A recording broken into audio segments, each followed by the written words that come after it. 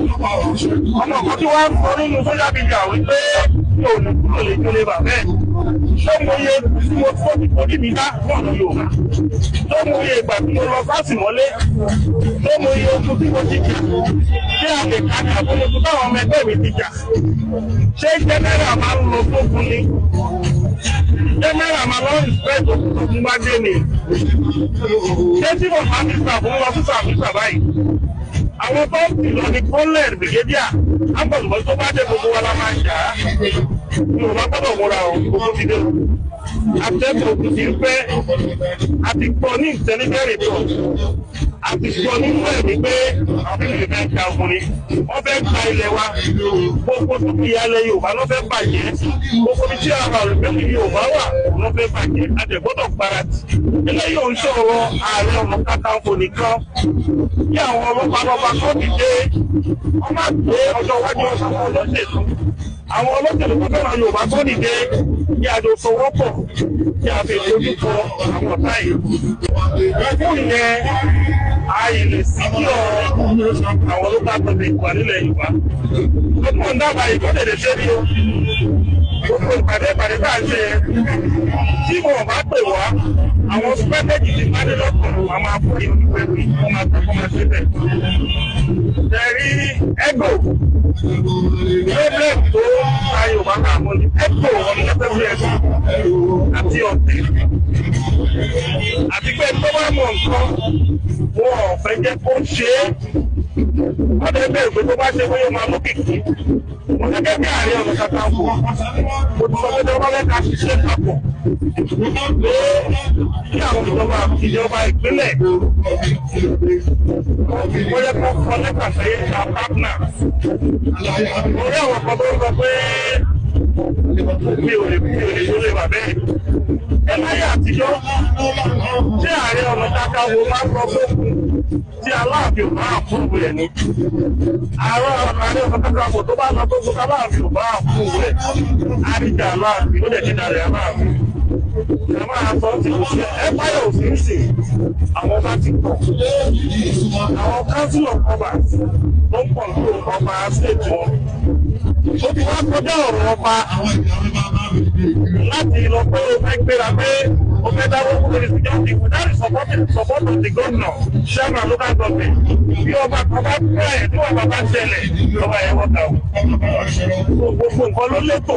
Ìjẹ́ sípò dìfẹ́nsà ìjọ lè lọ sókun láì gbà fún wà lọ́wọ́ Tinubu tó jẹ́ president wa. O lè lọ sókun láì gbà fún wà lọ́wọ́ president Tinubu. Ìjẹ́ tí wọ́n bá ní sábẹ̀ lọ sókun láì gbà fún wà lọ́wọ́ council of state ọ̀pẹ́rẹ́ executive council.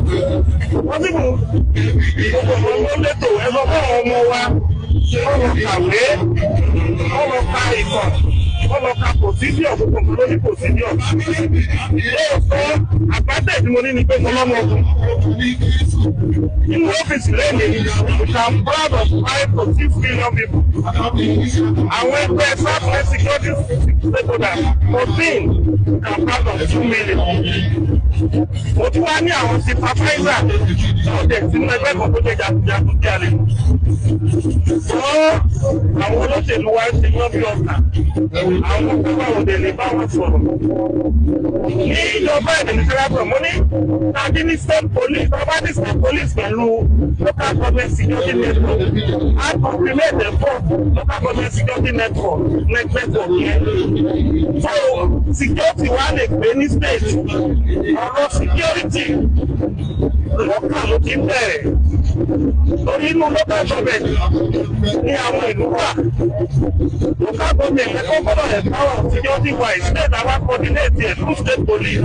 Federal police àwọn complement ẹ̀. Wọ́n kà sọ ní ẹ̀. Nǹkan tó rọrùn ní wọ́n fi ẹ̀dẹ́lẹ̀ ọ̀pá làbálàbá. Mo àárí atẹ́kùn yìí tó ń bọ̀. Mo dẹ̀ ti sọ wípé sílẹ̀ mẹ́rin níta wò dáadáa láti ṣe ààbò rẹ̀ Oǹdó, Èkìtì, Ọ̀yọ́ àti Lagos State. Bákan náà àárín bíbí lórí Ògùn àti Ọ̀ṣun. wọ́n ti wọ ilẹ̀ Yorùbá àdúrà láti ọdún mẹ́ta wọ́n ti fẹ́ strike àwọn aṣọ pé gbogbo tó bá bà àwọn gbọ́dọ̀ strike fún ọjà mẹ́rin wọ́n fẹ́ gba ìlú àníwọlé wọ́n strike lóńdó ń pè wọ́n fẹ́ gba ìyàmóye ipò tó wà ní ìyàmóye kò fi wọ èkó so a gbọ́dọ̀ múra àwọn ń pe gbogbo local government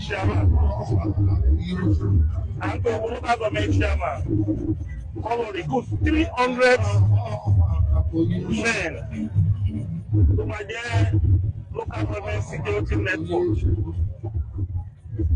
wọ́n dẹ̀ fún ó kéré jù 50,000 naira àbẹ̀sọ̀lá ó kéré jù gbogbo 50,000 naira yẹn àwọn 300 kò ju 15 million naira lọ. Ní Nàìjíríà lẹ́nìí kò sí local government tó gbà less than 150 million.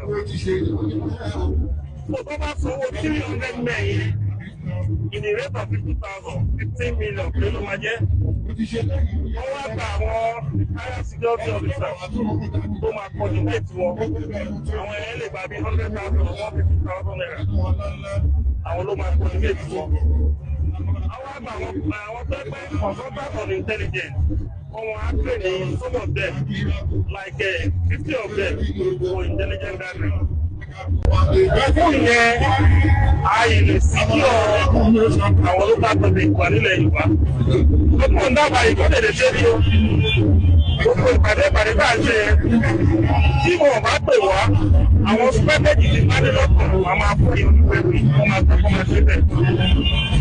Ẹ̀rí ẹgbò problem tó ta Yorùbá náà mọ́ ní ẹgbò ọ̀nẹ́fẹ́fẹ́ àti ọ̀tẹ̀. Àti pé tó bá mọ̀ nǹkan wọn ò fẹ́ jẹ́ kó ṣe é. Wọ́n dẹ̀ bẹ̀rù pé tó bá ṣe pé yóò máa lókìkí. Wọ́n gẹ́gẹ́ bí Ààrẹ Ọ̀nà Kakanfò. Mo ti sọ pé tí wọ́n fẹ́ ká ṣiṣẹ́ papọ̀. Pé kí àwọn ìjọba ìpínlẹ̀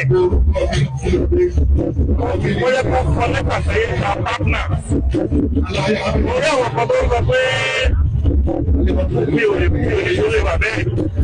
Ẹ láyé àtijọ́ tí Ààrẹ Ọ̀nà Kakanfò máa ń sọ fóògùn tí Aláàfin ò máa fún rẹ̀ ní. Ààrẹ Ọ̀nà Kakanfò tó bá lọ tó fún Aláàfin ò máa fún rẹ̀. Àdìjà Aláàfin ó lè ti dàrẹ̀ Aláàfin. Ẹ máa sọ sí òṣìṣẹ́ ẹ báyọ̀ òṣìṣẹ́ àwọn bá ti pọ̀. Àwọn council of governors ló ń pọ̀ ní ọba state wọn. Ó ti wá kọjá ọ̀rọ̀ ọba láti lọ pé o fẹ́ gbéra pé o fẹ́ dáwọ́ fún lórí security without the support of the governor, chairman local government. Bí ọba kan bá pẹ́ tí wọ́n bá ṣẹlẹ̀ lọ́wọ́ ẹ̀ wọ́ta o.